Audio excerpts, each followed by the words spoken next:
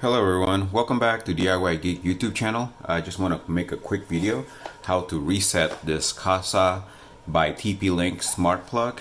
This is the box that it came with. This is a very popular smart plug, and so what happens if you want to reset it because you have no button here except for this button right here. There's two types of reset actually. One is not as destructive, it's just to be able to repair to your network.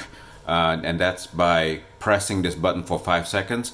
And the other one is a complete factory reset, which is to press this button for 10 seconds. So we're going to do both of them right now. So this one is already paired.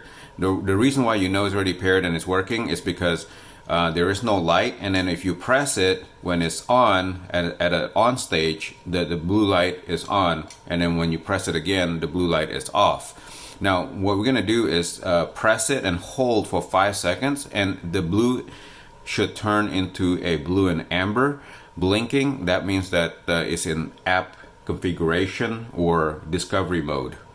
Here you go. 1, 2, 3, 4, 5. There you go. So at this stage you can actually turn on the app, Kasa app, and then discover it and assign it to a different network.